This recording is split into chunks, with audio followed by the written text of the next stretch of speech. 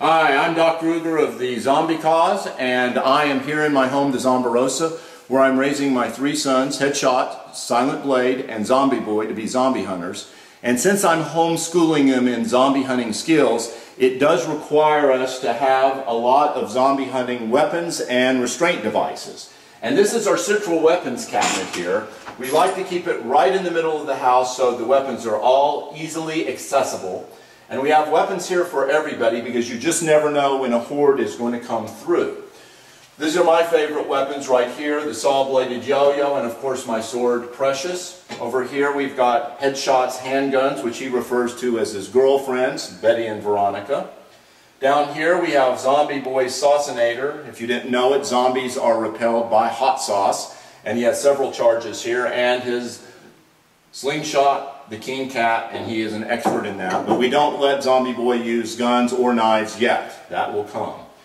We also have Pappy 5X's weapons here, some of them. There's his tomahawk, and here's his ear trumpet.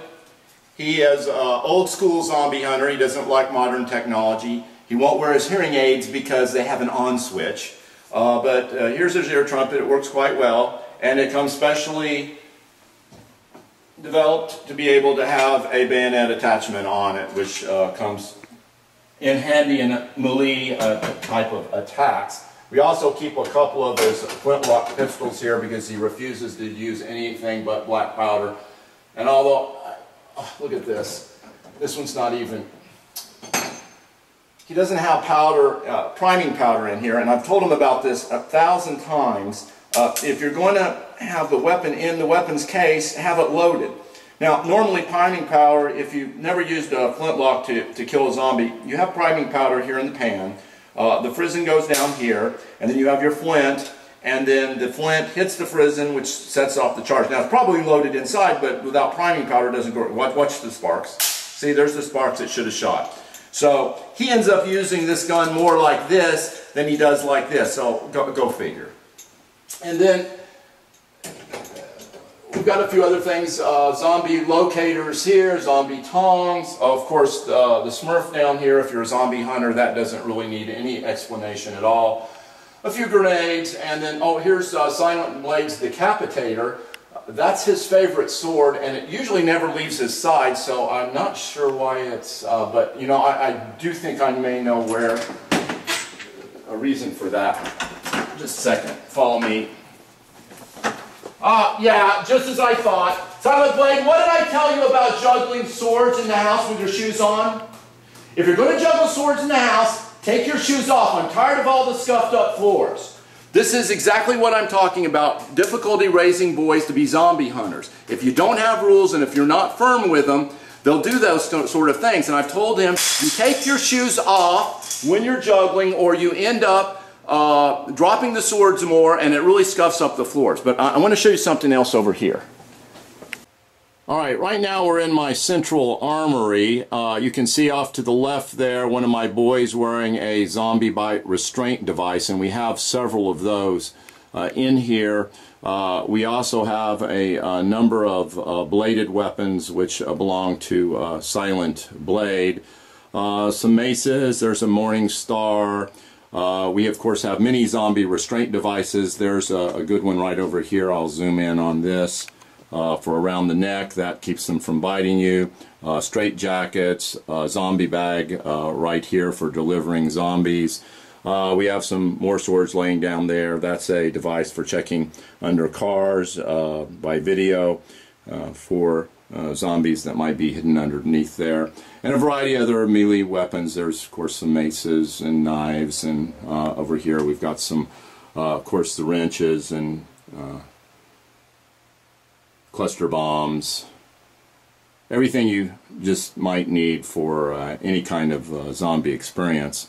I'm going to take the Morning Star there, and we'll take you out to the zombie re-kill test area where we test our weapons, and we'll give that a try, and I'm going to take you in the Zomborium, our laboratory. This is our Zomborium. That's where we're going to go to next. It is one of the 4 certified zombie laboratories in the state of Florida. and we'll head over there.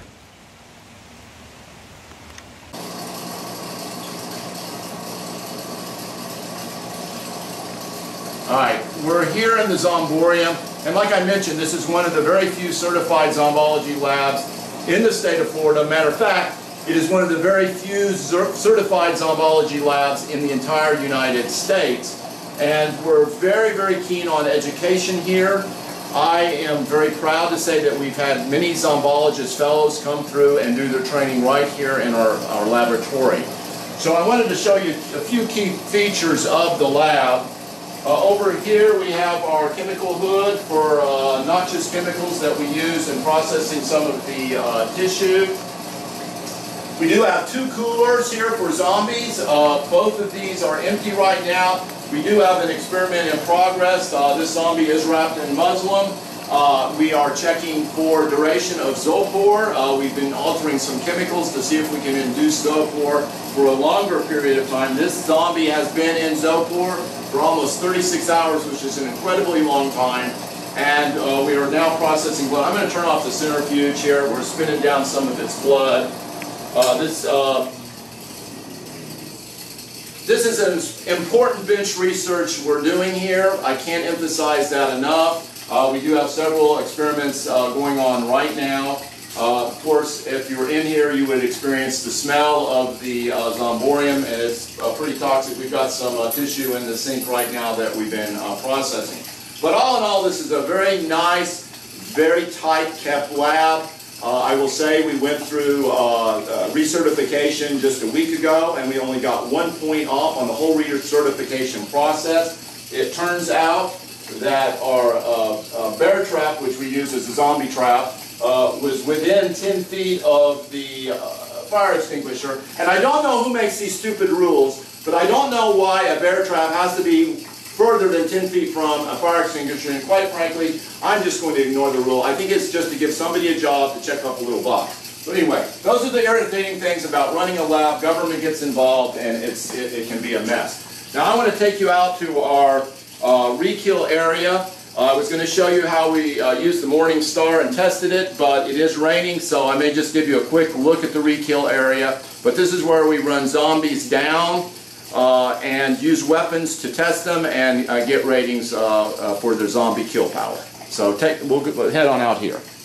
Okay, we're here in the zombie re-kill test site area. We may have to go in a second. It sounds like we got some alarms going off and some police activity, so I imagine there's a horde in the background here, so I may have to take quick leave. It is raining, so we're not going to be able to do the weapons test.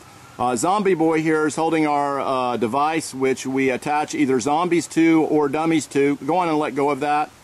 And it swings down in front of the measuring, and we can measure splatter and, of course, re-kill power on all of our zombie hunting weapons. Each of our weapons go through this testing in slow motion, so we know which is the best weapon to grab in a horde attack.